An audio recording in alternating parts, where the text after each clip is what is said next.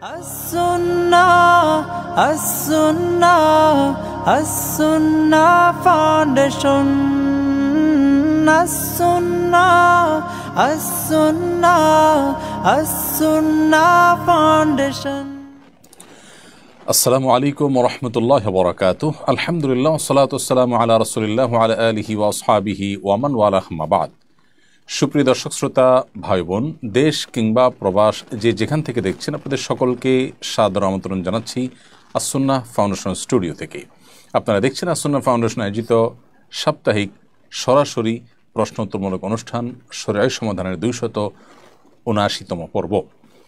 অন্যান্য দিনের মতো আজও ইনশাআল্লাহ তাআলা আপনাদের সঙ্গে ঘণ্টা ব্যাপী থাকছে এবং আপনাদের করা জীবন জিজ্ঞাসার উত্তর কোরআন এবং হাদিসের আলোকে দেওয়ার চেষ্টা করছি। ওমা তৌফিকি ইল্লা বিল্লাহ।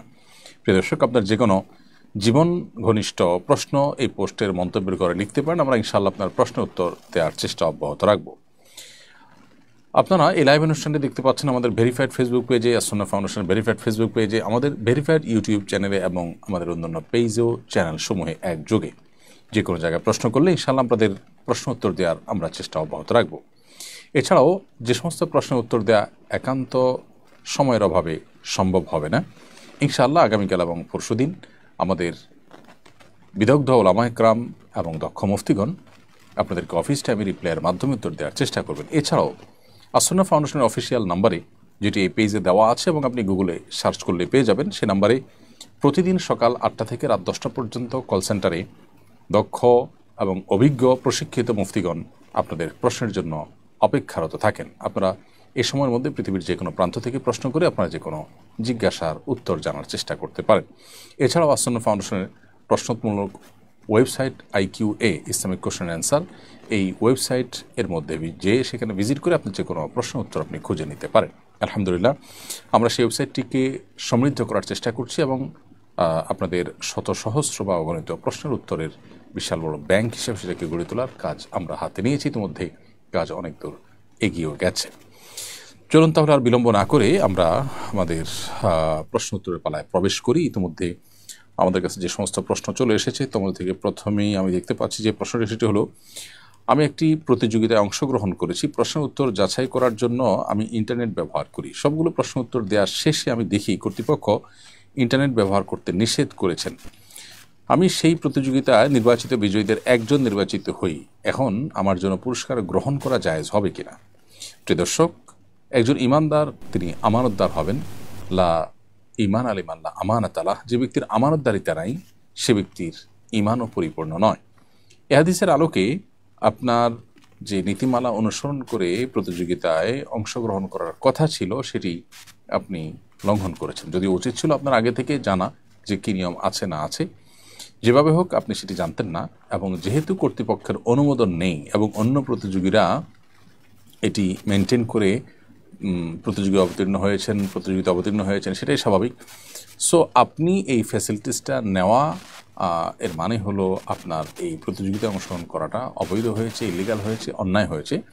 আপনি যদি নিজেকে বিজয়ী হিসাবে মনে করেন বা বিজয়ের পুরস্কার গ্রহণ করেন, তাহলে সেক্ষেত্রে যারা নেট না দেখে নিয়ম মেনে প্রতিযোগিতায় অংশগ্রহণ করেছিল তাদের প্রতি এটা অবিচার হবে এবং আপনি অবৈধ সুবিধা গ্রহণকারী হবেন, যেটি সুস্পষ্টভাবে আমানতের খেয়ানত। এজন্য আপনার জন্য এই বিজয়ীর পুরস্কার গ্রহণ করা কোনোভাবে জায়েজ হবে না, এবং এটি আল্লাহর জন্য আপনি স্যাক্রিফাইস করবেন এবং আপনার আমানতদারিতা, আপনার তাকওয়া, আপনার আল্লাহ ভীরুতার জায়গা থেকে এটিকে আপনি অ্যাভয়েড করবেন।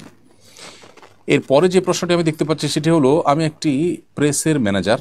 এখানে সিনেমার প্রচারের পোস্টার, হ্যান্ডবিল, ব্যানার, ফেস্টুন ইত্যাদি তৈরি করা হয়। এগুলো আমার হাত দ্বারাই হয়। এ কারণে এসব পাপ আমার আমলনামায় যুক্ত হবে কিনা? উত্তর হলো, যেহেতু আল্লাহ রাব্বুল আলামিন বলেছেন তাআওয়ানু আলাল বিররি ওয়াত তাকওয়া ওয়ালা তাআওয়ানু আলাল ইসমি ওয়াল উদওয়ান, তোমরা ভালো এবং তাকওয়ার কাজে একে অন্যের সহযোগী হও, আর পাপ এবং সীমালঙ্ঘনের কাজে একে অন্যের সহযোগী হও না। তো এই জন্য একজন মুসলমান হিসাবে, একজন ইমানদারি হিসাবে আপনার উচিত হবে, কর্তব্য হবে এ ধরনের গুনাহের কাজের সহযোগিতায় অবতীর্ণ হওয়া থেকে বের হয়ে আসা, অর্থাৎ অন্য কোনো জব খুঁজে বের করা। যদি আপনার সেই জবে অন্যান্য পোস্টার, অন্যান্য হ্যান্ডবিল বা অন্যান্য ব্যানার ফেস্টুন ইত্যাদির পাশাপাশি সিনেমাটাও তৈরি হয়, তাহলে সেক্ষেত্রে অন্তত এই কাজ যখন হয় আপনি সেটার ব্যাপারে অপারগতা প্রকাশ করে আপনি বিনয়ের সাথে কর্তৃপক্ষকে জানিয়ে যদি দূরে সাথে থাকতে পারেন তাহলে আপনার সে উপার্জন হালাল হবে, আর না হয় আপনার জন্য এটি গুনাহের কারণ হবে। এরপরে প্রশ্ন হলো, নির্বাচনের পূর্ব মুহূর্তে সম্ভাব্য প্রার্থীরা মসজিদে বক্তৃতা করেন, মুসল্লিদের কাছে দোয়া প্রার্থনা করেন, ইমাম সাহেবরা বাধ্য হয়ে তাদেরকে সুযোগ দেন, এটা কতটা সমুচিত? নির্বাচনের আগে সম্ভাব্য প্রার্থীরা মসজিদে গিয়ে যে রাজনৈতিক দোয়া চান অথবা দোয়া চাওয়ার মাধ্যমে তাদের রাজনৈতিক কর্মকাণ্ড পরিচালনা করেন, এটা মসজিদের আদবের খেলাফ। প্রথমত এখানে নিছকই তার পার্থিব চাহিদা, পার্থিব একটি বিষয়কে উপস্থাপন করা হচ্ছে যেটির সাথে মসজিদের আসলে কোনো সম্পৃক্ততা নেই এবং একান্ত নিজের স্বার্থের সম্পর্ক রয়েছে। নবী করিম সাল্লাল্লাহু আলাইহি ওয়াসাল্লাম যেখানে মসজিদে ইনশাদুদ্দাল্লাহ বা হারিয়ে যাওয়া কোনো জিনিস পাওয়ার ঘোষণা এটি পর্যন্ত দিতে নিষেধ করেছেন এবং কেউ সে ঘোষণা দিলে নবীজি বলেছেন তার জন্য বদদোয়া করতে যেন সে তার ওই জিনিসটা খুঁজে না পায়। অর্থাৎ এটি নিরুৎসাহিত করবার জন্য নবীজি বলেছেন যে কোনো ব্যক্তি যেন মসজিদে নিজের হারিয়ে যাওয়া জিনিসপত্র এটা যেন কোনোভাবেই আপনার মসজিদের মধ্যে পাওয়ার বা মসজিদের মধ্যে খোঁজার জন্য অনুসন্ধান করার ঘোষণা যেন না দেয়। ঠিক একইভাবে আপনি মসজিদে যখন রাজনৈতিক প্রচারণায় লিপ্ত হবেন, সেখানে যখন আপনি কোনো আপনার গণসংযোগ জাতীয় দোয়া বা যেটাই হোক করবেন, সেটা আপনার পার্থিব একটা বিষয় আপনি মানুষের কাছে চাইতে গেছেন মসজিদে, এটি অনুচিত নাজায়েজ হবে। আর সবচেয়ে বড় বিষয় হলো যে এর মধ্য দিয়ে মসজিদের যে গাম্ভীর্য, মসজিদের যে আপনার সবার জন্য মসজিদটাকে সমানভাবে উন্মুক্ত রাখা এবং এটি ইবাদতের জায়গা, সেই জায়গা থেকে একটু হলেও মসজিদকে অন্য কাজে ব্যবহার করা হয় এবং এর ফলশ্রুতিতে রাজনৈতিক দ্বন্দ্বের আশঙ্কা তৈরি হয়। কারণ কোন দলে মানুষ গেল, কোন দলে মানুষ গেল না, কে সুযোগ পেলে, কে সুযোগ পেল না, সেখানে এই ধরনের প্রচারণায় গেলে অনেক সময় মানুষ হট্টগোল করে, হট্টগোল করে, বিভিন্ন দলে মানুষ থাকে, সব মিলিয়ে এটা মসজিদের আদবের সাথে যায় না। এই জন্য এই বিষয়টাকে আমরা সবাই একটু বিশেষভাবে অ্যাভয়েড করা দরকার এবং মসজিদের মধ্যে রাজনৈতিক প্রচারণা থেকে আমাদের দূরে সরা উচিত। সাকিব হোসাইন আপনি লিখেছেন, অজুর মাঝখানে যদি বায়ু নির্গমন হয় তাহলে কি আবার অজু করতে হবে? উত্তর হলো ভাই সাকিব যে অজুর মধ্যে যদি বায়ু নির্গমন হয় তাহলে অজু আপনাকে শুরু থেকে করতে হবে। অর্থাৎ মাঝে যে পর্যায়ে আপনি হাত ধুয়েছেন, মুখ ধুয়েছেন, তারপরে অজু ভঙ্গ হয়েছে, এখন আপনি এখান থেকে কন্টিনিউ করলে হবে না, বরং শুরু থেকে আবার অজু করতে হবে। কারণ অজু ভঙ্গের কারণ পাওয়া গেছে মানেই হলো নতুন করে আপনার উপরে অজু আবশ্যক হয়েছে, অতএব শুরু থেকে অজু করতে হবে।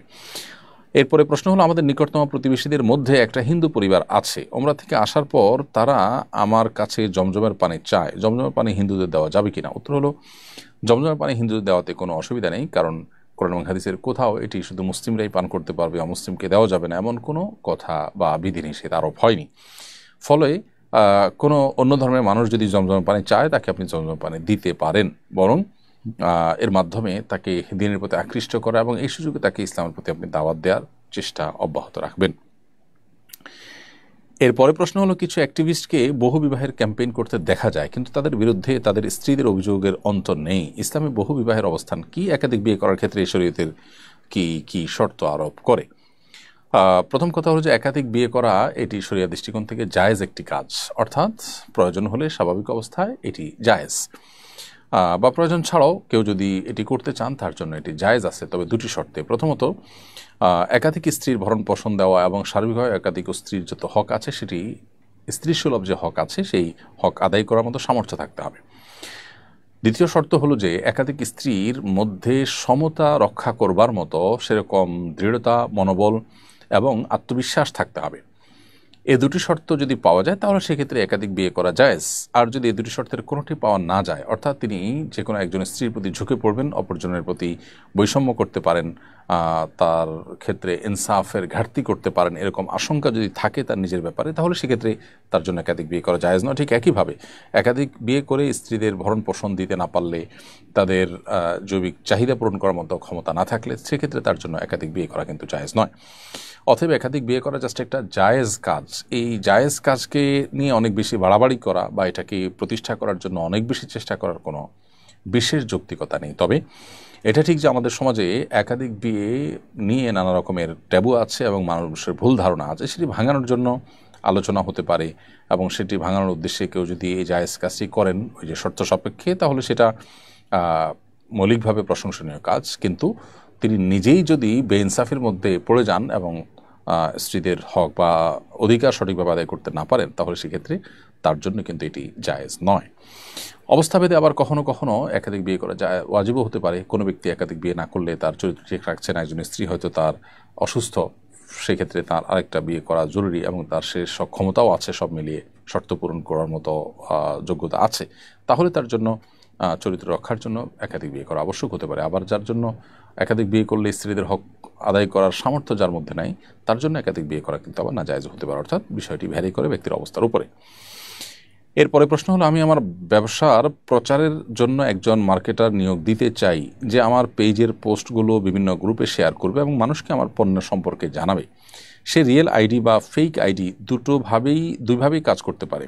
এভাবে মার্কেটার নিয়োগ দেওয়া শরীয়তসম্মত বা হালাল হবে কিনা? উত্তর হলো, আপনি যাকে নিয়োগ দিচ্ছেন তিনি যদি রিয়েল আইডির পাশাপাশি ফেক আইডি দিয়েও কোনো প্রচারণা কাজ করে, মানুষের কমেন্টে রিপ্লাই দেওয়া বা মানুষের কাস্টমারদের সার্ভিস দেওয়ার কাজটা করে, এখানে যদি কোনো প্রকার মিথ্যা প্রতারণা এ জাতীয় কোনো গুনাহের সাথে তিনি লিপ্ত না হয়ে এই কাজটি করতে পারেন, কোনো অসুবিধা নেই।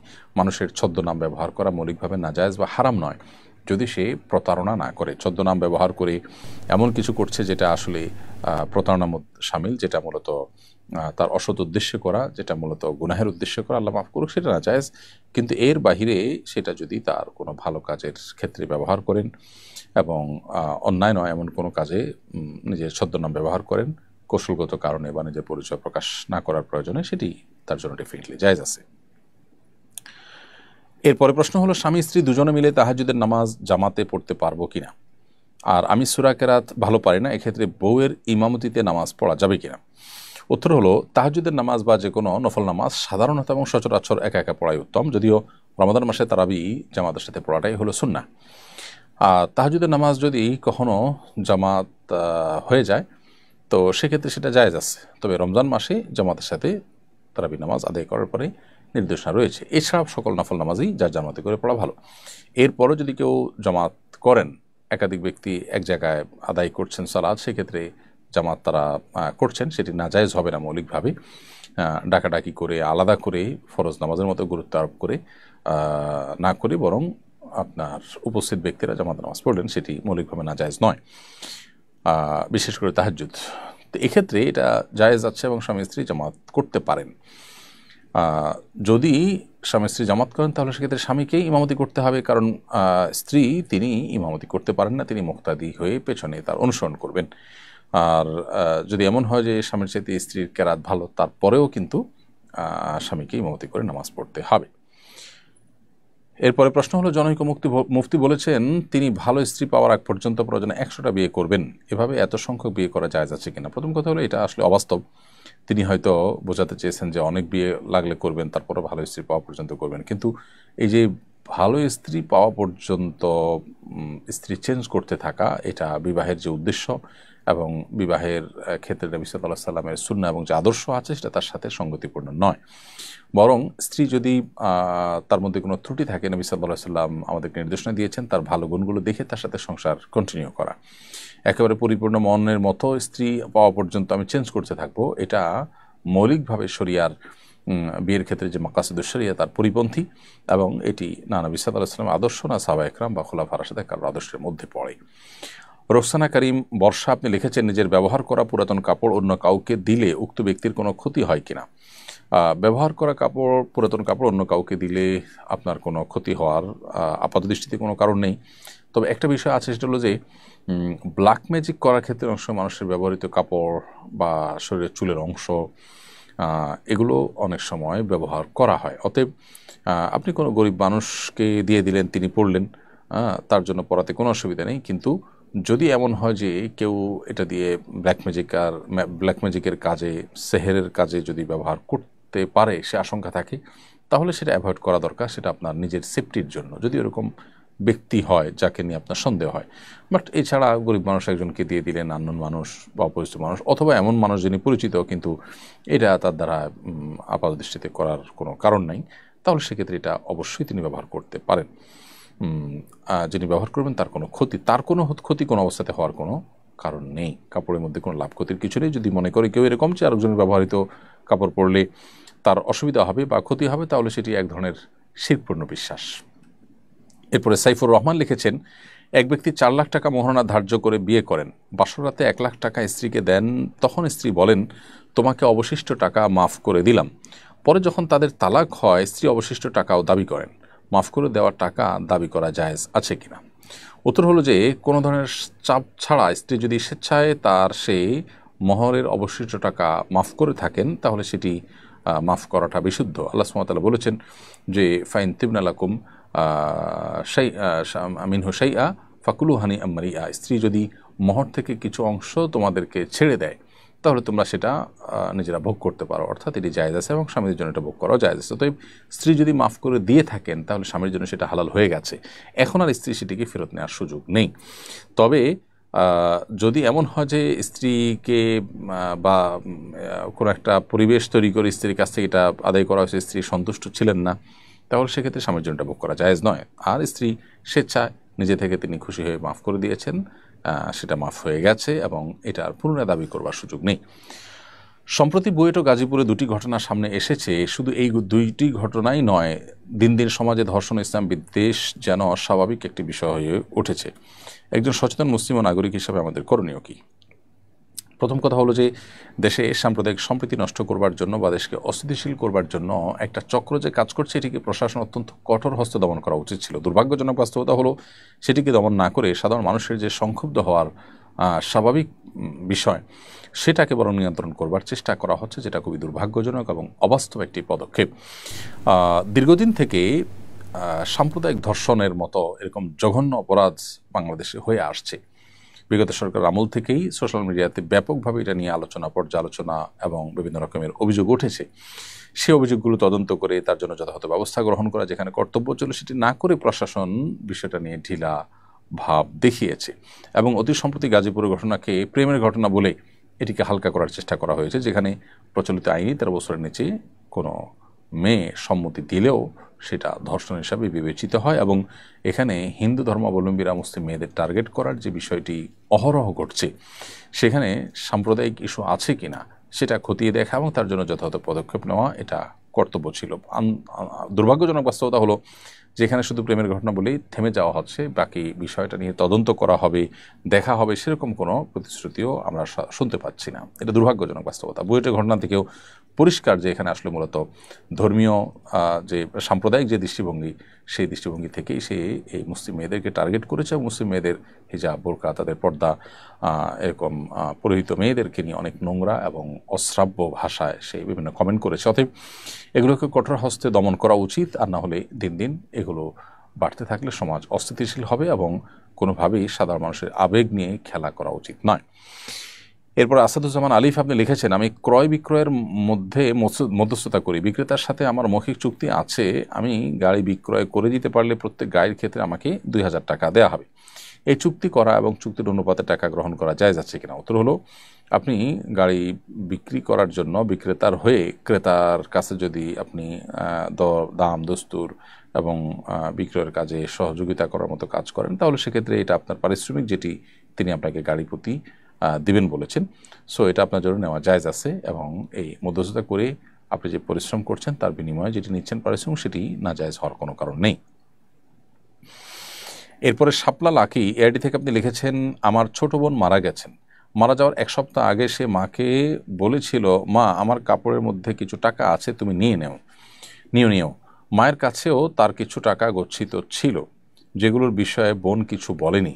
বোনের এসব টাকা মা ব্যবহার করতে পারবেন কিনা, নাকি বোনের স্বামীও ওই টাকার অধিকার আছে?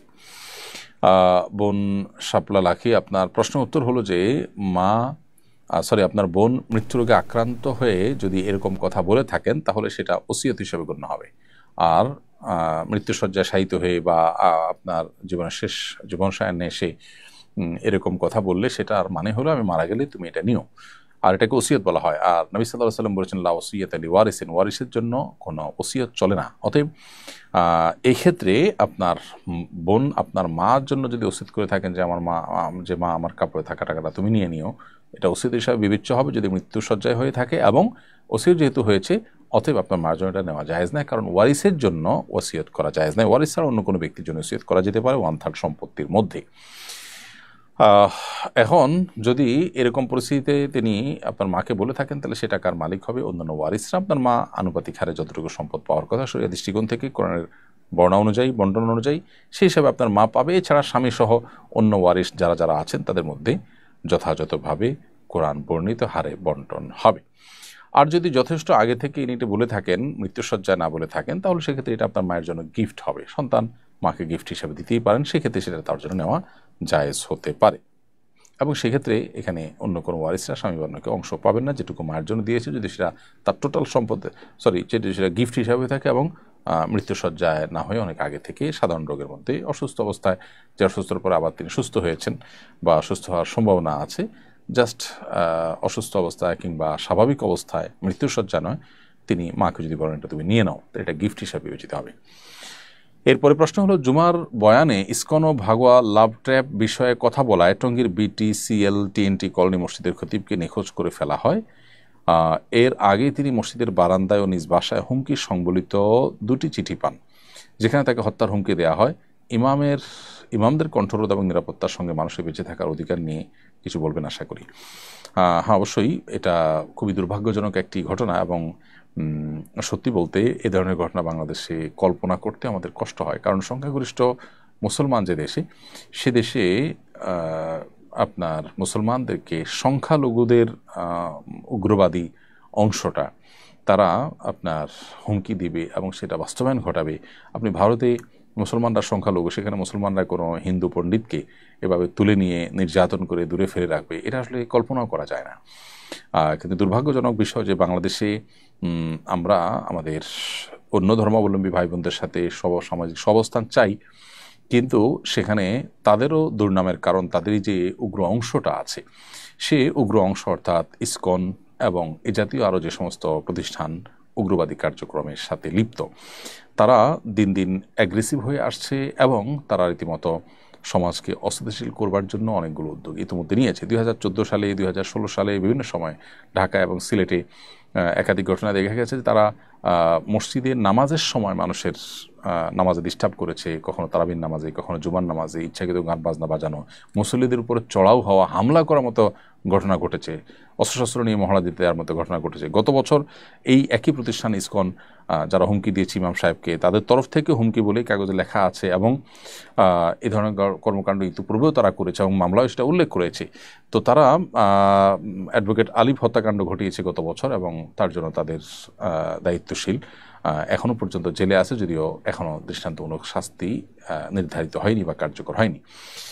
এর পাশাপাশি 2019 সালে চট্টগ্রামে একটি স্কুলে বাচ্চাদেরকে হিন্দু ধর্মীয় আপনার বিশ্বাস জড়িত আছে এরকম প্রসাদ জাতীয় খাবার খাওয়ানো এবং বাচ্চাদেরকে জয় শ্রীরাম ইত্যাদি তাদের মুখ দিয়ে বলানো, এরকম ঘটনাও তারা কিন্তু ঘটিয়েছে। অতএব এই সংগঠনটা যেই পরিমাণ সীমালঙ্ঘন করেছে এবং যে পরিমাণ সশস্ত্র মহড়া দেওয়া অথবা আপনার হুমকি দেওয়া কিংবা আক্রমণ করার ঘটনা একের পর এক ঘটেছে, তাদেরকে নিষিদ্ধ করার সময় সবচেয়ে প্রয়োজনীয় উদ্যোগ বলে আমি মনে করি। অতএব এই সন্ত্রাসী সংগঠন যদি নিষিদ্ধ করা হয়, তাহলে সেক্ষেত্রে সাধারণ হিন্দু ভাই বোন যারা আছেন তাদের প্রতিও সাধারণ মানুষ অন্তত এদের কারণে জেনারেলি তাদেরকে দোষারোপ করবে না। অতএব হিন্দু ভাই বোনদেরও উচিত যে তাদের ধর্মের নামে যারা উগ্রবাদ বিস্তার করছে তাদের ব্যাপারে, তাদের বিরুদ্ধে তাদের কথা বলা। যে ইমাম সাহেবকে গুম করা হলো এবং পঞ্চগড়ে হেলিবোর্ড এলাকায় তার শেকল বাঁধা আপনার বিবস্ত্র শরীর পাওয়া গেছে, তাকে পাওয়া গেছে, সেটা স্থানীয়রা পুলিশকে খবর দেওয়ার পর তাকে উদ্ধার করা হয়েছে। এটা দুর্ভাগ্যজনক একটি বাস্তবতা, এবং কর্তৃপক্ষ এ ব্যাপারে গড়িমসি না করে উপযুক্ত তদন্ত করে যথাযোগ্য দোষীদেরকে শাস্তির আওতায় আনা, আইনের আওতায় আনা, এটা তাদের কর্তব্য অংশ। আমরা আশা করছি সেটি তারা করবে। যদি না করেন, তাহলে দিন দিন মানুষের এমনি আইন এবং বিচারের প্রতি আস্থা তলানিতে, সেটি আরও যদি তলানিতে নেমে যায়, তাহলে সেক্ষেত্রে মানুষ আইন নিজের হাতে তুলে নেবে, যেটা সমাজের জন্য ভালো কিছু বয়ে আনবে না। এরপরে লিখেছেন আয়েশা ইসলাম, নামাজে মনোযোগ ধরে রাখার জন্য পরস্পর পরামর্শ কামনা করছি। বোন আয়েশা ইসলাম, নামাজে মনোযোগ ধরে রাখার জন্য অনেকগুলো উপায় আছে। তার মধ্যে একটা হলো নামাজের ডিউরেশন বা সময়সীমা বাড়িয়ে দেওয়া। আপনি যেই নামাজ পড়তে 2 মিনিট বা 3 মিনিট লাগছে আপনার, সেই নামাজ পড়তে আপনি ডাবল সময় 5 থেকে 6 মিনিট 7 মিনিট ব্যয় করুন। যে নামাজ পড়তে আপনার 10 মিনিট লাগছে 4 রাকাত বিশিষ্ট নামাজ, সেটা পড়তে আপনি 15 মিনিট লাগানোর চেষ্টা করুন। ইনশাআল্লাহ দেখবেন নামাজের প্রতি মনোযোগ বাড়ছে। রুকুতে আপনি সচরাচর যে পরিমাণ সময় দেন তার চেয়ে বেশি সময় দেওয়ার চেষ্টা করেন। রুকু থেকে উঠে যে পরিমাণ অপেক্ষা করেন তার চেয়ে বেশি অপেক্ষা করেন। এভাবে আপনার নামাজের সময়সীমাকে বাড়িয়ে দিলে ইনশাআল্লাহ বিদিন আপনার নামাজের প্রতি মনোযোগ বাড়বে। দ্বিতীয়ত, নামাজে যে দোয়া, জিকির এবং আল্লাহর কাছে যে সমস্ত নিবেদনগুলো আমরা পেশ করে থাকি সেগুলোর বাংলা অর্থ যদি আমরা বুঝি এবং সেদিকে খেয়াল করার চেষ্টা করতে পারি, ইনশাআল্লাহ নামাজের মনোযোগ ধরে রাখা সহজ হবে। এরপরে প্রশ্ন করেছেন এমডি জাফর আহমদ, আপনি লিখেছেন, আমি সৌদি আরবে থাকি, রাস্তায় পরিচ্ছন্নতার কাজ করি। এখানে যারা রাস্তায় কাজ করে তাদেরকে অনেকেই টাকা পয়সা দেয়, খাবার দেয়। এই টাকা ও খাবার কি আমার জন্য গ্রহণ করা জায়েজ হবে? বা জাফর আহমদ, আপনার প্রশ্ন উত্তর হলো যে আপনি খাবার বা নগদ টাকা উপহার, হাদিয়া হিসাবে বা দান হিসাবে কেউ আপনাকে দিলে সেটি গ্রহণ করা আপনার জন্য জায়েজ আছে। যদি সে জাকাতের টাকা দেয়, যে টাকা দেয় সে যদি জাকাতের টাকা বলে দেয় অথচ আপনি জাকাতের হকদার না, বরং আপনি আলহামদুলিল্লাহ যে টাকা আছে আপনার কাছে সে টাকা দিয়ে সংসার সুন্দরভাবে মাসে মাসে চলে এবং অতিরিক্ত বরং উদ্বৃত্ত টাকা আছে, অথবা টাকা না থাকলেও আপনার সচ্ছল, আপনি সোজা কথা সংসার চলে, তাহলে সেক্ষেত্রে আপনার জন্য জাকাত গ্রহণ করা জায়েজ হবে না, কারণ আপনি ফকির বা মিসকিনের কাতারে পড়েন না। সেক্ষেত্রে আপনাকে তিনি দিলে আপনি বিনয়ের সাথে ফিরিয়ে দিতে পারেন, অথবা যদি দিয়ে চলে যান, ফিরে দেওয়ার সুযোগ না পান, তাহলে সেক্ষেত্রে এটি গ্রহণ করার পর আপনি আপনার দেশে আত্মীয় স্বজন বা পরিচিত যে কোনো গরিব মানুষ যিনি জাকাতের হকদার তার কাছে সেই ফান্ডটা হস্তান্তর করে দেবেন। ইনশাআল্লাহ ওই ব্যক্তির তরফ থেকে সেটি জাকাত হিসাবে আদায় হয়ে যাবে। এরপরে প্রশ্ন হলো, আমার মেয়ে বাসা থেকে 5 মাইল দূরে এক মাদ্রাসায় পড়ে, প্রতিদিন একাই যাতায়াত করে। আমি ব্যবসার কাজে ব্যস্ত থাকি আর নিয়ে যাওয়ার মতো অন্য কেউ নেই। এতটুকু দূরে কোনো মাহরাম ছাড়া মেয়েরা যাতায়াত করতে পারবে কিনা? উত্তর হলো যে 5 মাইল যেহেতু সফরের দূরত্ব নয়, অতএব শরীর দৃষ্টিকোণ থেকে এতটুকু দূরত্ব মেয়েরা একাকী যাতায়াত করতে পারবে এবং এখানে মাহরাম থাকা আবশ্যক নয়। সফরের দূরত্ব যদি হয়, ধরুন 75 কিলোমিটার দূরে যাবে মেয়ে, তাহলে সেক্ষেত্রে তার সাথে একজন মাহরাম অবশ্যই থাকতে হবে। ভাই, বাবা, মামা, চাচা, দাদা, নানা, যারা তাদের মাহরাম, এরকম কোনো একজন পুরুষ থাকতে হবে সাথে, এবং এটা তার বডিগার্ডের মতো, তার নিরাপত্তার প্রয়োজনে তার কোনো অনভিপ্রেত পরিস্থিতির মুখোমুখি যেন না হয়। মুসলিম নারী অনেক তার মর্যাদা অনেক বেশি আল্লাহর কাছে এবং ইসলামের দৃষ্টিতে, অতএব সেজন্য একজন মাহরাম সাথে থাকার নির্দেশ ইসলাম করেছে। কিন্তু 5 মাইল দূরত্ব এটা যেহেতু কোনো সফরের দূরত্ব নয়, অতএব এখানে একাকী যাতায়াত করতে পারে, মৌলিকভাবে এটি জায়েজ আছে। তবে নিরাপত্তার ঝুঁকি, আজকাল যে ফিতনা সংকুল সময়, এই সময়টাতে ব্যবসা বাণিজ্য বা অন্য ব্যস্ততার অজুহাতে মেয়েকে প্রতিদিন এরকম 5 কিলোমিটার মতো দূরত্ব একাকী আসা যাওয়া করতে দেওয়ার চাইতে তার সাথে একজন গার্ডিয়ান, একজন অভিভাবক বা কেউ না কেউ সাথে থাকা, এটা উচিত এবং তার নিরাপত্তার জন্য অধিকতর কল্যাণকর। এরপরে মেহরিমা ওমাইরা, আপনি লিখেছেন আইডি থেকে, আমার বাবা নেশা করেন, খারাপ কাজে লিপ্ত থাকেন, এসব কারণে তার সাথে ইচ্ছায় বা অনিচ্ছায় খারাপ আচরণ করতে হয়। তার কোনো খারাপ কাজের জন্য যদি আমার খারাপ আচরণ করতে হয় তাহলেও কি আমার গুনাহ হবে? বোন মেহরিমা, আপনার প্রশ্ন উত্তর হলো যে বাবা যদি খারাপ কাজও করেন, আপনি সন্তান হিসেবে তার সাথে খারাপ আচরণ করতে পারেন না। আপনার ইচ্ছার বাইরে যদি এরকম হয়ে যায় তাহলে সেক্ষেত্রে আপনি তওবা করবেন এবং পরবর্তীর জন্য সাবধান হবেন যে সন্তান হিসেবে আপনি বাবার সাথে খারাপ আচরণ করতে পারেন না। তবে আপনি এই সমস্ত খারাপ আচরণ ছাড়া তাকে যদি এই সমস্ত কাজ থেকে বিরত রাখতে পারেন, সেটা নিজে বুঝিয়ে হোক, অন্য কারোর মাধ্যমে হোক, সেটা ডেফিনেটলি আপনার করা উচিত। কিন্তু আচরণ খারাপ করবার সুযোগ নেই, কারণ তিনি দিন শেষে আপনার বাবা এবং তার দায় তিনি আল্লাহর কাছে দায়ী থাকবেন তার অপরাধের জন্য এবং জবাবদিহি করবেন, কিন্তু আপনি চেষ্টাটা করবেন, জাস্ট এটুকু। এরপরে ইনোসেন্ট নীরব, আপনি আইডি থেকে লিখেছেন, আমি হস্তমৈথুন ছাড়তে পারছি না, টাচ ফোন ছেড়ে বাটন ফোন চালাচ্ছি, তবুও ছাড়তে পারছি না, মনে নারীদের ছবি ভেসে উঠে, আমাকে পরামর্শ উপদেশ দিন।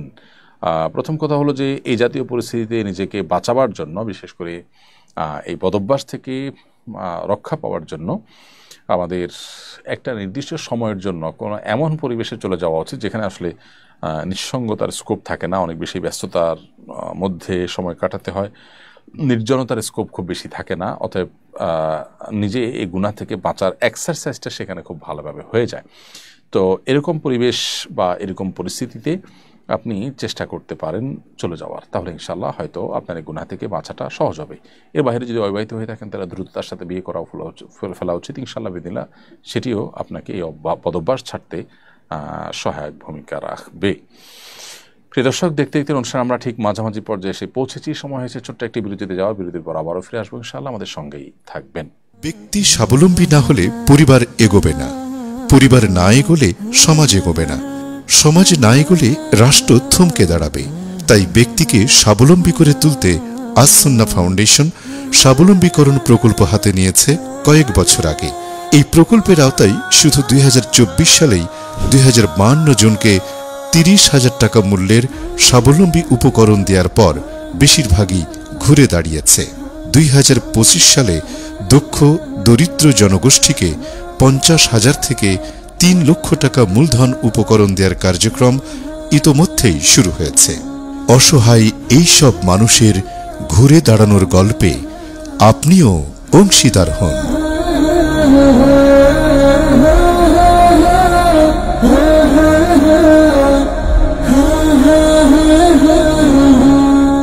ব্যক্তি স্বাবলম্বী না হলে।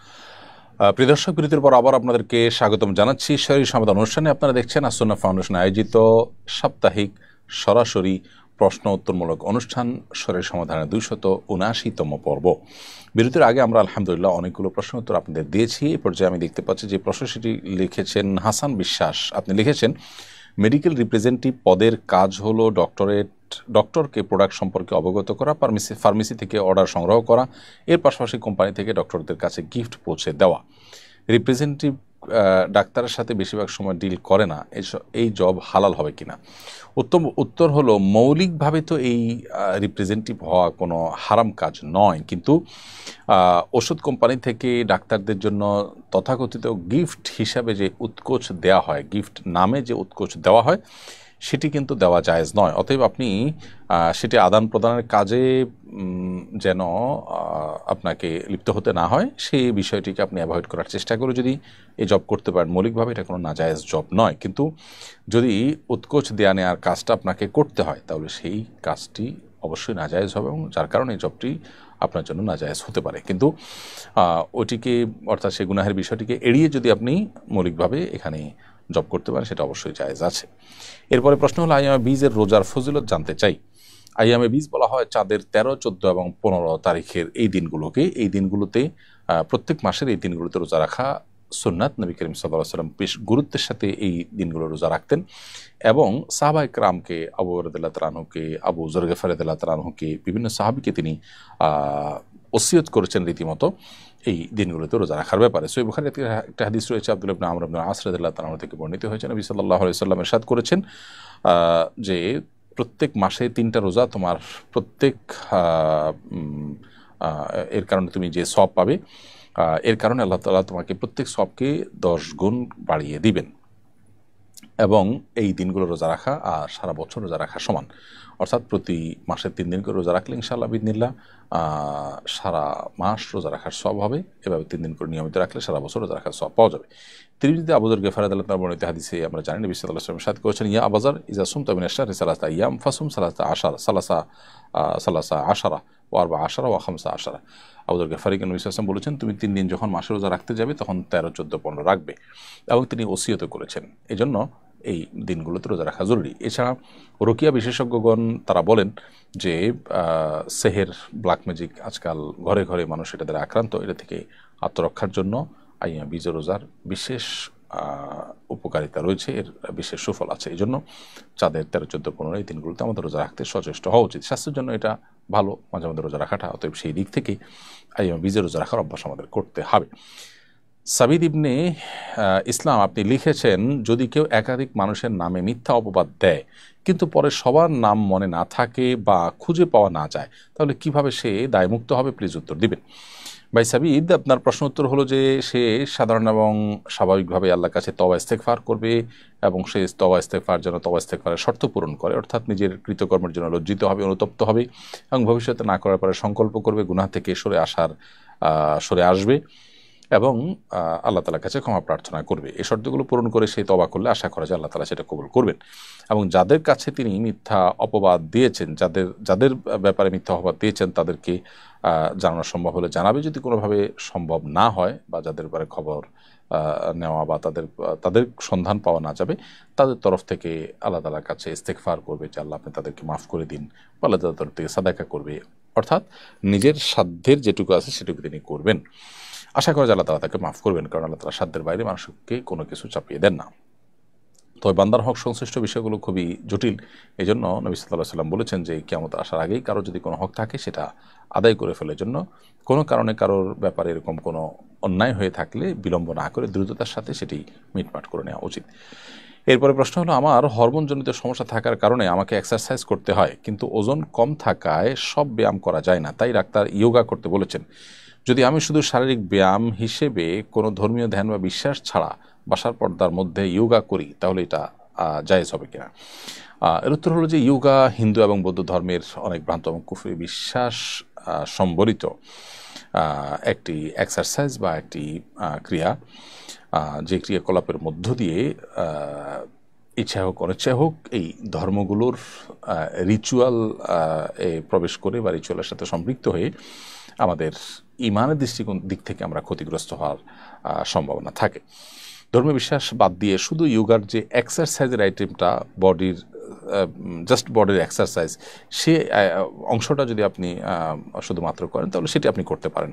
কিন্তু এর বাহিরে সেখানে যে আপনার মানে বিশ্বাসের যে জায়গাগুলো, এটা করলে ওইটা হয়, ওইটা করলে এটা হয়, এবং বিশেষ করে যে প্রসেসটা হুবহু তারা বলে থাকে, সেটার সাথে আসলে হিন্দু ধর্মের এবং শিরকের একটা যোগসূত্র আছে এবং ধর্মীয় বিশ্বাস এবং রিচুয়ালের সম্পর্ক আছে।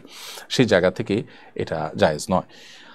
আর শুধুমাত্র আপনি বডির যে এক্সারসাইজের অংশটুকু, সেটুকু যদি আপনি বডির সুস্থতার জন্য, শরীরের সুস্থতার জন্য করতে চান, সেটারও বিকল্প থাকলে অ্যাভয়েড করে বিকল্পটাই গ্রহণ করা উচিত। বিকল্প একান্ত না থাকলে শর্ত সাপেক্ষে এটি জায়েজ হতে পারে।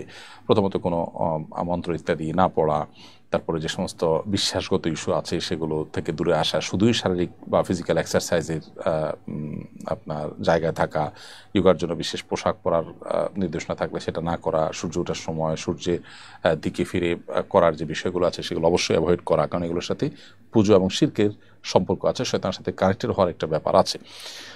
ইয়োগার আরও যে সমস্ত করণীয় কাজগুলো আছে যেগুলো আসলে সরাসরি আপনার ব্যায়ামের সাথে সম্পৃক্ত নয়, সেগুলো না করা, এমন কোনো কাজ যেগুলো সাধারণত হিন্দু এবং বৌদ্ধরা করে না, সেরকম কাজগুলো শুধুমাত্র করা যেতে পারে। তারপরও এটার বিকল্প থাকলে সেটা করা উচিত, কারণ এখানে সূক্ষ্মভাবে মানুষ শয়তানের সহযোগিতার নেওয়া বা শিরকের বা মুশরিকদের রিচুয়ালের সাথে জড়িত হওয়ার একটা বিষয় চলে আসে। তো ইমানদার নিজের ইমানকে সেভ করার জন্য সবসময় সেফ সাইডে থাকবে, সেই জায়গা থেকে বিকল্প গ্রহণ করতে পারে, সেটি ভালো। এরপরে প্রশ্ন হলো, সিজদা অবস্থায় ফ্লোর থেকে পা উঠে গেলে নামাজ কি ভেঙে যাবে? উত্তর হলো, নবী করিম সাল্লাল্লাহু আলাইহি ওয়াসাল্লাম বলেছেন, উমিরতু আন আসজুদা আলা সাবআতি আযম, আমাকে 7টি অঙ্গের উপর সিজদা করতে আদেশ করা হয়েছে। অতএব নাক, কপাল এবং 2 হাত, 2 হাঁটু এবং 2 পায়ের পাতা বা 2 পায়ের আঙ্গুল, এই 7টি অঙ্গকে ফ্লোরের সাথে মিশিয়ে সিজদা করতে হবে। এখন যদি কেউ এর মধ্যে কোনো একটি অঙ্গ ফ্লোরে টাচ না করেন তাহলে তার নামাজ হবে না। আর যদি টাচ হয়েছে এক মুহূর্তের জন্য আবার একটু উঠে গেছে তাহলে এটা মাকরু হবে, কিন্তু নামাজটা হয়ে যাবে। অতএব পুরো সিজদা জুড়ে যদি আপনার ফ্লোর থেকে পা উঠে যায় বা উঠা থাকে তাহলে সেক্ষেত্রে আপনার নামাজ হবে না, বা ওয়াজিব তরককারী হবেন, সেক্ষেত্রে আপনাকে সিজদা সাহু দিতে হবে, অথবা যদি নামাজের পরে এটি জানতে পারেন তাহলে সে নামাজ পুনরায় আদায় করতে হবে। অবশ্য কোনো ওজোরের কারণে এরকম হয়েছে যে আপনি পাও রাখার কোনো স্কোপ নাই, সেটা ভিন্ন কথা, তাহলে সেক্ষেত্রে নামাজ হয়ে যাবে, কোনো গুনাহ হবে না এবং সিজদা সাহু দিতে হবে না।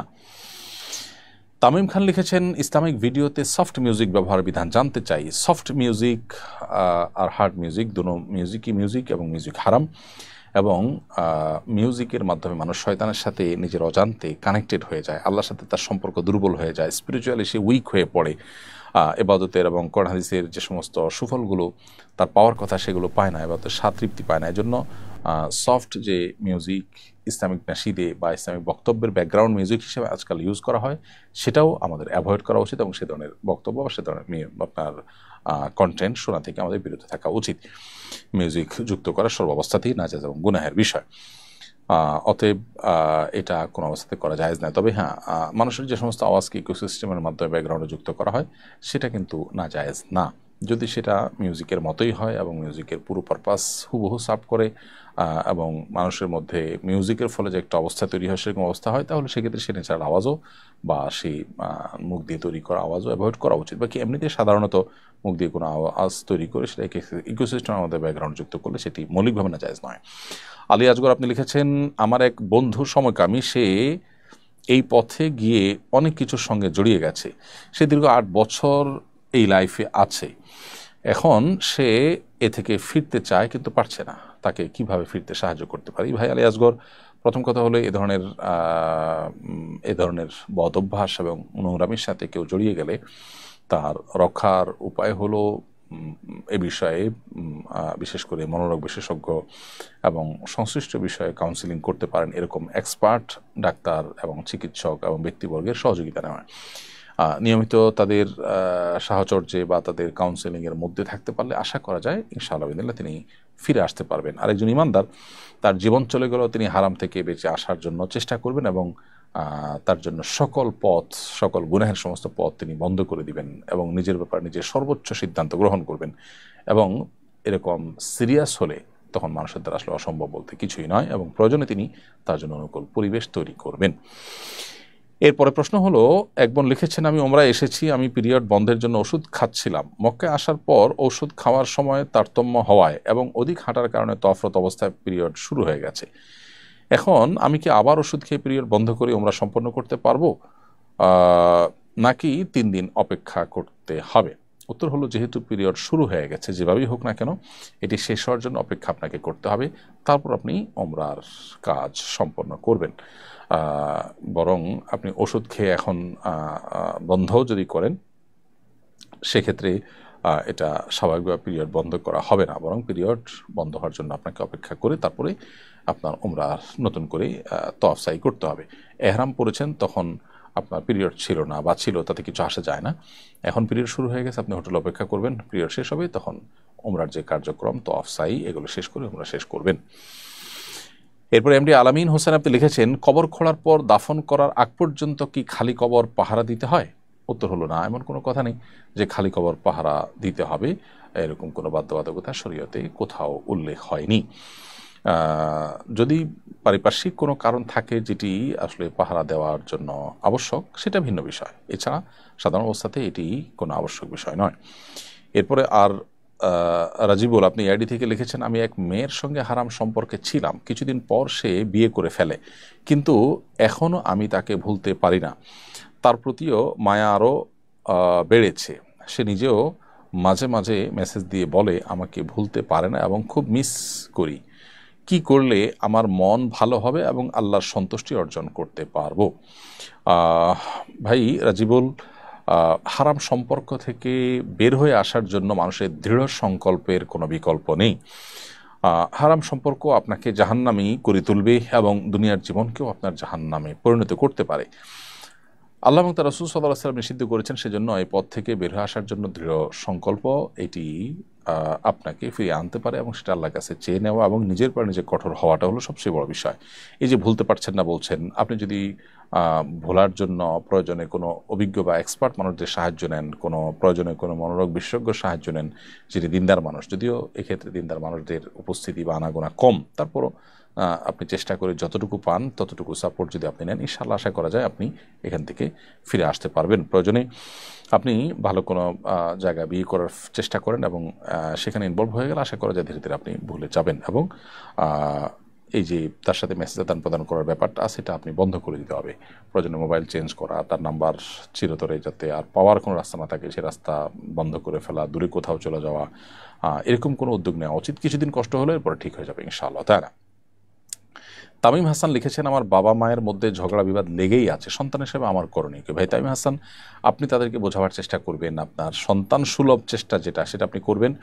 এর বাহিরে অন্য কারোর মাধ্যমে তাদেরকে বোঝানো, কাউন্সিলিং করানো, নাসিহা করানো, আপনার নানা বাড়ি দাদা বাড়ির এমন লোকজনকে এখানে ইনভলভ করা যাদেরকে ইনভলভ করলে আবার ঝামেলা আরও বাড়বে না বরং কমবে, এরকম অভিজ্ঞ মানুষ এবং উভয়ের কাছে রেসপেক্টেবল মানুষকে ইনভলভ করতে পারেন, অথবা এমনভাবে কৌশলে এটি সমাধানের পথ আপনি বের করতে পারেন যাতে নতুন করে তাদের মধ্যে সমস্যা না বাড়ে। একান্ত না পারলে আপনি আপনার চেষ্টাটুকু করবেন এবং আল্লাহর কাছে দোয়া করবেন, কিন্তু নিজে থেকে কোনো প্রকার বেয়াদবি করা বা অন্যায় করা কারোর প্রতি সেটি কিন্তু আপনার জন্য জায়েজ হবে না।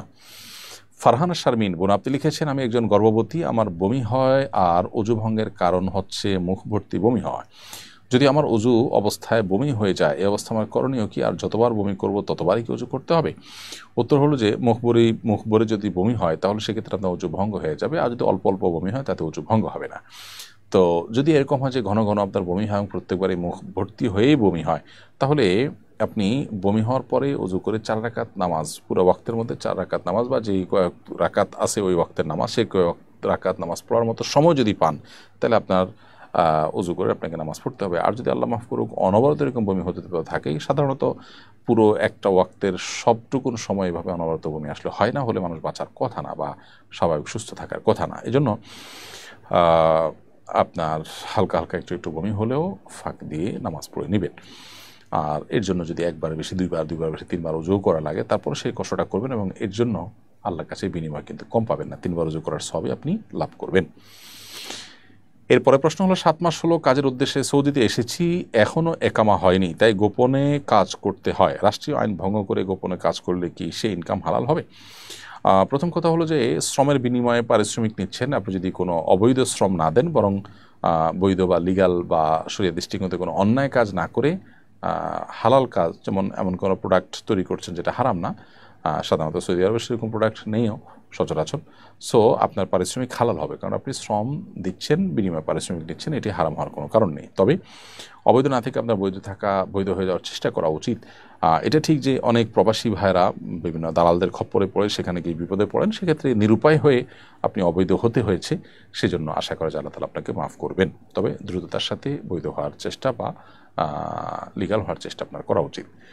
এরপরে জেসমিন হোসেন আপনি লিখেছেন, আমি চ্যাটজিপিটির মাধ্যমে নিয়মিত শরিয়া সংক্রান্ত উত্তর নেই, সেখানে দলিলসহ উত্তর আসে, এটা কতটুকু গ্রহণযোগ্য?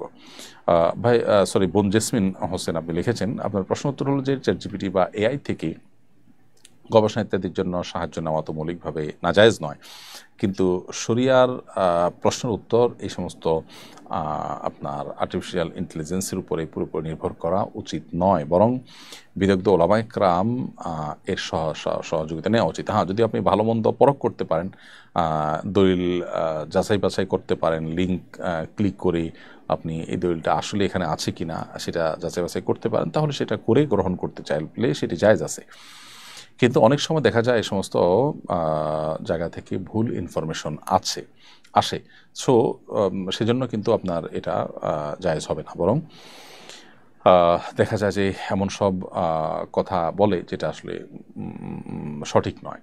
তো এই জন্য এখান থেকে জ্ঞান অর্জন করতে হলে সে তথ্য যাচাই করার মতো ক্ষমতা থাকতে হবে, সুযোগ থাকতে হবে, তাহলে সেটি শর্ত সাপেক্ষে জায়েজ হতে পারে। এমদাদুল হক লিখেছেন, আমি কোরআন শরীফ 16 পারা মুখস্থ করেছিলাম, এরপর হিফজখানা ছেড়ে দিয়েছি, নিয়মিত তেলাওয়াত না করায় ভুলে গিয়েছি, এই অপরাধ থেকে মুক্তির উপায় জানতে চাই। ভাই এমদাদুল হক, নিয়মিত কোরআন কারীমের তেলাওয়াত করার চেষ্টা করতে হবে। কোরআন কারীম তেলাওয়াত করে বা হিফজ করে এরপরে মুখস্থ না থাকলে বা ভুলে গেলে সেটা কিন্তু গুনাহের কারণ। নবী সাল্লাল্লাহু আলাইহি ওয়াসাল্লাম মেরাজের রাতে যে সমস্ত বান্দার অপরাধগুলো দেখেছেন আল্লাহ তার সামনে উপস্থাপন করেছেন, এর মধ্যে সবচেয়ে ভয়াবহ অপরাধগুলোর মধ্যে থেকে একটা ছিল এটি, অর্থাৎ কোরআন কারীম মুখস্থ করার পর অবহেলার কারণে না তেলাওয়াত করার কারণে ভুলে গেলে সেটা অপরাধ এবং গুনাহ। অতএব আপনি এখন নিয়মিত তেলাওয়াত করে সেটি উদ্ধারের জন্য আপ্রাণ চেষ্টা চালান, এবং যদি আপনি তেলাওয়াত অব্যাহত রাখেন, অবহেলা না করেন, তাহলে সেক্ষেত্রে ভুলে গেলে আশা করা যায় আল্লাহ তাআলার কাছে আপনি গুনাহগার হবেন না। তবে যদি পুনরায় আর উদ্ধার করা সম্ভব না হয়, তাহলে সেক্ষেত্রে ভুলে যাওয়া পারাগুলোকে পুনরায় মুখস্থ করার চেষ্টাটা আপনার করা দরকার। চেষ্টাটা করলে আশা করা যায় আল্লাহ তাআলা মাফ করবেন।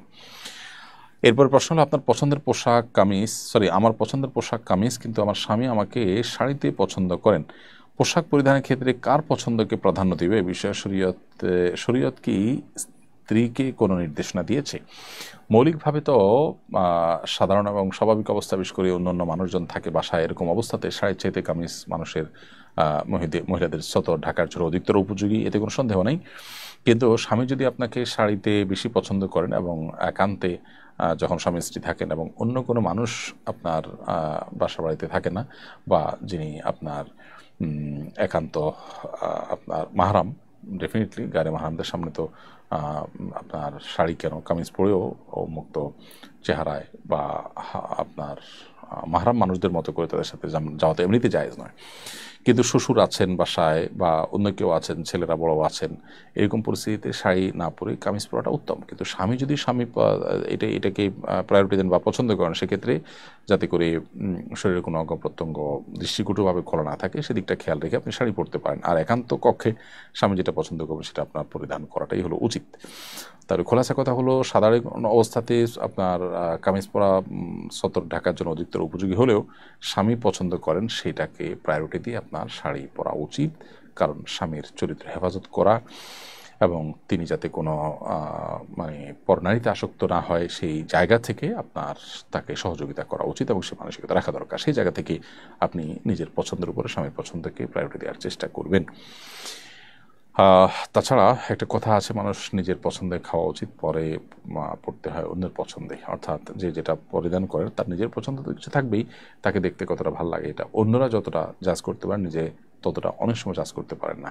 সেটা অবশ্য আরেকটা বিষয়। কিন্তু এখানে স্বামীর পছন্দ অপছন্দের সাথে আপনার বিয়ের যে উদ্দেশ্য সেটির সম্পর্ক আছে, এজন্য এখানে স্বামীর পছন্দটাকে অগ্রাধিকার দেওয়া উচিত। এরপর প্রশ্ন হলো, আব্বুর সর্বসাকুল্য সম্পদ হলো 4 কাঠা জমি। আমি যখন ছোট তিনি সম্পূর্ণটা আমাকে লিখে দিয়েছেন। তখন আমার কোনো ভাই বোন ছিল না। এখন আমরা 4 ভাই বোন। এখন সেই সম্পদটুকু আমার একার পক্ষে নেওয়া জায়েজ হবে কিনা? উত্তর হলো, দর্শক, আপনার বাবা যখন আপনাকে পুরোটা দিয়েছেন তখন আপনার কোনো ভাই বোন যেহেতু ছিলেন না, অতএব সন্তান হিসাবে আপনাকে তিনি কোনো ল্যান্ড বা কোনো কিছু গিফট করতেই পারেন। এটি মৌলিকভাবে নাজায়েজ কোনো কাজ নয়। তো যেহেতু গিফট করেছেন এবং আপনিও মালিক হয়ে গেছেন, তারপরে দুনিয়াতে ভাই বোন এসেছেন, এখন আর আপনার সেই সম্পদের ভাগ তাদেরতে আবশ্যক নয়, কারণ ইতিমধ্যে আপনি এটা মালিক হয়ে গেছেন। বৈধভাবে মালিকানা আপনার হয়ে যাওয়ার পর এটির ভাগ ভাই বোনকে দেওয়া আবশ্যক নয়। যদি ভাই বোন অসহায় হয়, বাবার অন্য কোনো সম্পদ না থাকে, তাহলে এটা মানবিক কারণে আপনি তাদেরকে দেওয়া উত্তম, বাট আবশ্যক নয় আপনার জন্য।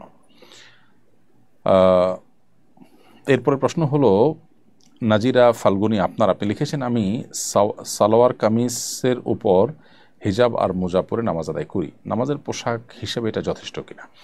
উত্তর হলো, নামাজের সময় মেয়েদের হাত পা এবং মুখমণ্ডল ছাড়া, হাত পা বলতে হাতের কবজি, 2 হাতের কবজি এবং পায়ের পাতা, তলার অংশ এবং আপনার মুখমণ্ডল, এটুকু ছাড়া পুরো শরীর ঢাকতে হবে।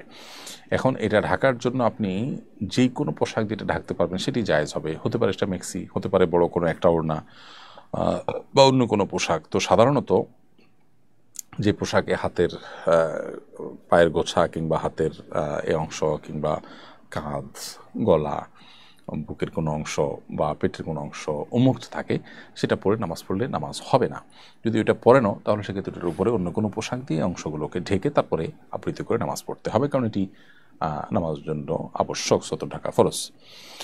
এরপরে প্রশ্ন হলো, আমি গার্মেন্টসে কাজ করে আম্মার খরচ বহন করতাম। এখন আমার বিয়ে হয়ে গেছে, আমার কোনো ভাই নেই, আব্বুও মারা গেছেন। শ্বশুরবাড়িতে প্রচুর সম্পদ থাকলেও আমি আম্মাকে কিছু দিতে গেলে শাশুড়ি ঝগড়া করেন, তাই গোপনে আমি শুধু আম্মার খাবারের জন্য অল্প অল্প চাল ডাল দিই। এটা কি অন্যায় হবে? উত্তর হলো, এই অল্প অল্প যেটুকু দিচ্ছেন এটুকুতে যদি আপনার স্বামীর মৌন সম্মতি থাকে, যেটা দিচ্ছেন এটা যদি আপনার স্বামীর হয়ে থাকে, তাহলে সেক্ষেত্রে স্বামীর যদি মনসম্মতি থাকে বা আপনি জানেন যে স্বামী এটুকুর জন্য বাধা দিবেন না, তাহলে সেক্ষেত্রে এটা আপনার জন্য জায়েজ হবে। আর যদি স্বামীর মনসম্মতি না থাকে, বরং আপনি লুকিয়ে ছাপিয়ে দেন, তাহলে এটা আপনার জন্য জায়েজ হবে না। প্রয়োজনে আপনি বাসা থেকে, নিজ জায়গা থেকে, মা যদি নিরুপায় হয় তার জন্য উপার্জন করার চেষ্টা আপনি করতে পারেন। এক্ষেত্রে দাম্পত্য জীবনে স্বামী স্ত্রীর মধ্যে বোঝাপড়া জরুরি। স্বামীরও যেরকম স্ত্রীর এ ধরনের পরিস্থিতি স্ত্রীর পাশে দাঁড়ানো তার কর্তব্য, নৈতিক দায়িত্ব, ঠিক একইভাবে স্ত্রীও স্বামীকে আপন করে নিয়ে বা ভালোবাসা দিয়ে তাকে তার কাছ থেকে নিজের এই প্রয়োজন পূরণ করার চেষ্টা করা উচিত। এখানে স্বামীর অজান্তে তার জিনিস মনের মতো করে ব্যবহার করবার সুযোগ কিন্তু নেই। এরপরে প্রশ্ন হলো, বার্ধক্যজনিত অসুস্থতায় দাদি নিয়মিত ওষুধ খান, ওষুধ খাওয়ার সময় কোনো দোয়া আছে কিনা জানতে চেয়েছেন, অনুগ্রহ করে জানাবেন, এবং মাসনুন দোয়ার ফজিলত জানতে চেয়েছেন।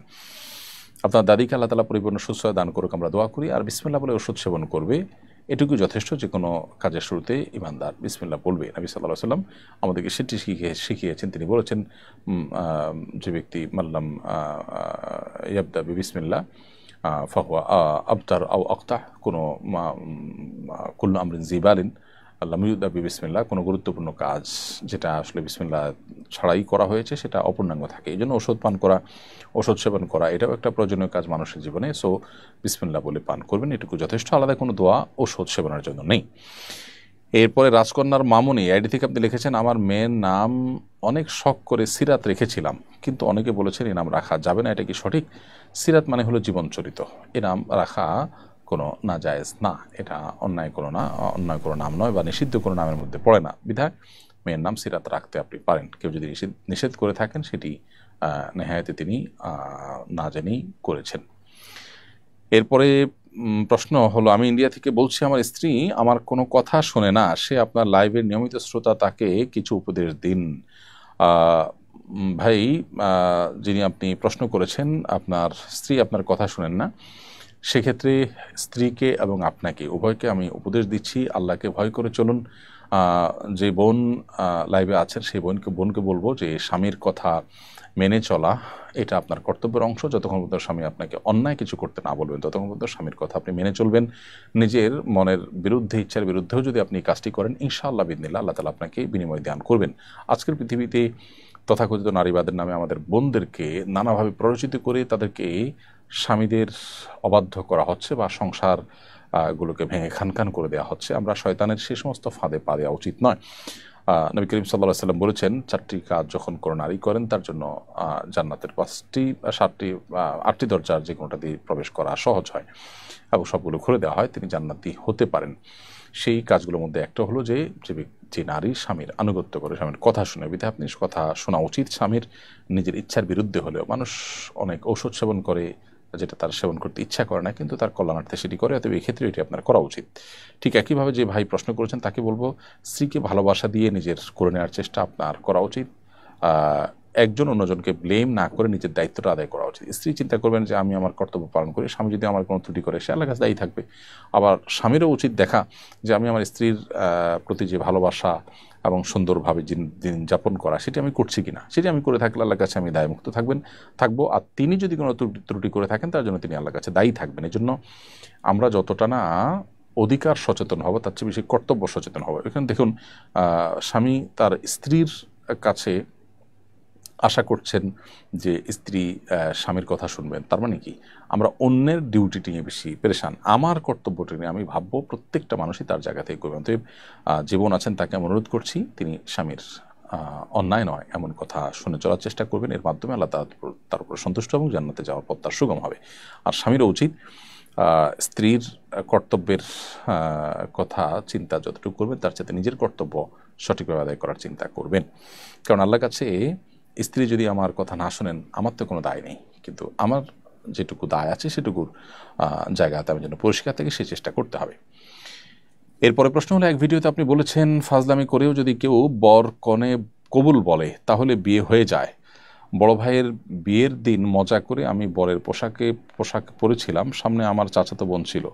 দাদি মজা করে বললেন বর সেজেছে বউ কই, তখন চাচাতো বোন মজা করে বলে ফেলেছিল আমি, আর আমিও মজা করে বলেছিলাম কবুল আলহামদুলিল্লাহ। এই দুইজনেই আমরা ভিন্ন ভিন্ন সংসার এখন করছি, তখন কি আমাদের বিয়ে হয়ে গিয়েছিল? উত্তর হলো যে দুষ্টমি করে বিয়ে করলে বিয়ে হয়ে যায়। নবী সাল্লাল্লাহু আলাইহি ওয়াসাল্লাম বলেছেন সালাসুন জিদ্দুহুন্না জিদ্দুন ওয়া হাজলুহুন্না জিদ্দুন, 3টি কাজ সিরিয়াসলি করলে যা হবে দুষ্টমি করে করলেও কিন্তু তা হবে। এর মধ্যে থেকে একটা হলো বিবাহ। অতএব তালাকের ক্ষেত্রেও তাই। তো বিয়ের ক্ষেত্রে যে আপনারা দুষ্টমি করে আপনার কবুল বলেছেন, এখানে মৌলিকভাবে বিয়ে হয়ে যাওয়ার কথা, কিন্তু একটা সূক্ষ্ম ত্রুটি বিদ্যমান, সেটি হলো এখানে প্রস্তাব এবং সম্মতি পাওয়া যায়নি। মেয়ে বলছে আমি কনে, এখানে কিন্তু সে প্রস্তাব দেয়নি। পরিষ্কার করে যদি প্রস্তাব দেওয়া হয় যে আমি বিবাহের জন্য প্রস্তাব দিচ্ছি এবং আরেকজন যদি কবুল বলেন এবং দুজন সাক্ষী যদি উপস্থিত থাকেন তাহলে সেক্ষেত্রে এটি বিবাহ হতে পারে। সেই ক্ষেত্রে যদিও অনেক আমার মতে মেয়েদের বিয়ে অভিভাবক ছাড়া হয় না, অভিভাবকের সম্মতি থাকলে, সাক্ষী উপস্থিত থাকলে, এক পক্ষ প্রস্তাব দিলে আরেক পক্ষ কবুল বললে সেটা দুষ্টামি করে করলেও বিয়ে হয়ে যাবে। শুধু এক পক্ষ কবুল বলেছে আর অপর পক্ষ থেকে আপনার প্রস্তাব হয়নি, তাহলে সেক্ষেত্রে বিয়ে হবে না। প্রস্তাব আকারে আসতে হবে। প্রস্তাব আকার বলতে অফিসের কোনো প্রস্তাবের কিছু না, বিয়ের প্রস্তাব দিচ্ছি, আমি তোমার সঙ্গে বিয়ে বসছি, বাস এই অফার দেওয়াটাই যথেষ্ট। আর আরেকজন কবুল বলতে হবে, দুজন সাক্ষীর সামনে, তাহলে বিয়ে হয়ে যাবে। তো এখানে সেরকমটি ঘটেছে কিনা পরিপূর্ণ ক্লিয়ার না। যেটুকু আপনি বলেছেন তা সেটুকু দ্বারা বোঝা যাচ্ছে যে এরকম কিছু মনে হয় এখানে হয়নি। রহমতের জান্নাত এআইডি থেকে আপনি লিখেছেন, আমার 2 মেয়ে, ওরা হাফেজা হতে চায়, কিন্তু অনেকে বলে মেয়েদের হাফেজা করলে নাকি সেটা ধরে রাখতে পারে না, তাতে নাকি আরও পাপ হয়, আমি কি করতে পারি? না, এটা সঠিক না যে ধরে না রাখতে পারলে মানে গণহারে পাপ হবে, বরং তারা ধরে রাখার চেষ্টা করবে, তেলাওয়াত করবে। আল্লাহ না করুক এরপরও তেলাওয়াত এবং চেষ্টাতে ত্রুটি না থাকলেও তারা যদি ভুলে যান, তার জন্য তারা আল্লাহর কাছে দায়ী হবেন না, এবং আপনি আপনার মেয়েদেরকে নির্দ্বিধায় হাফেজা বানাতে পারেন এবং মুখস্থ রাখার তারা চেষ্টা করবেন। অনেক মেয়েরাই কিন্তু রাখতে পারেন, একান্ত যদি রাখতে না পারেন নিজের চেষ্টা থাকা সত্ত্বেও ইনশাআল্লাহ তারা দায়ী হবেন না। অতএব এই জুজুর ভয় দেখিয়ে তাদেরকে হিফজ করা থেকে বঞ্চিত করা ঠিক হবে না। ফাতেমা সুলতানা লিখেছেন, বাক ও শ্রবণ প্রতিবন্ধীদের ক্ষেত্রে আল্লাহ হিসাব নিকাশ কি ছাড় দিবেন? হিসাব নিকাশে কি ছাড় দিবেন?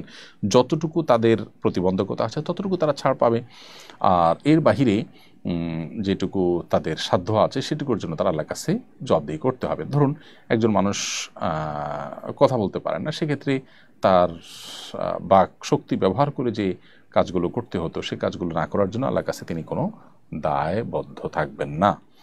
একই কথা শ্রবণ প্রতিবন্ধীর ক্ষেত্রেও প্রযোজ্য।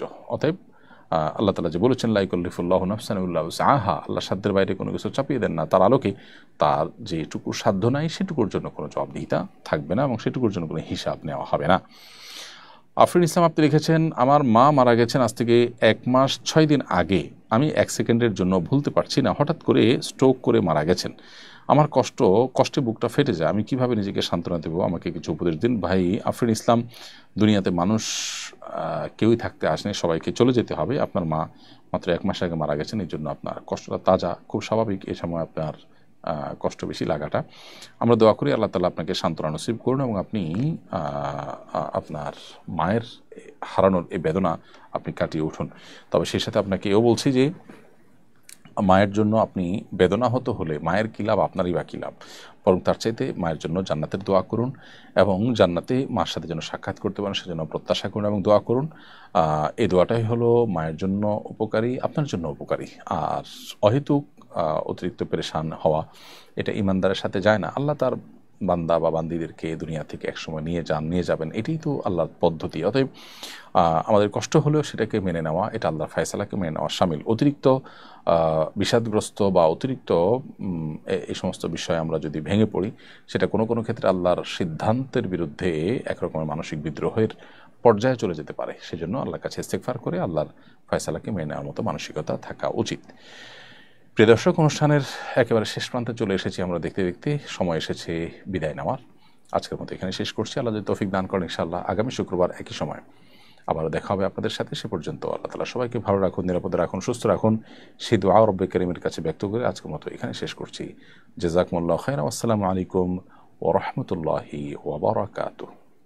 আস-সুন্নাহ ফাউন্ডেশন, উম্মার স্বার্থে সুন্নাহর সাথে।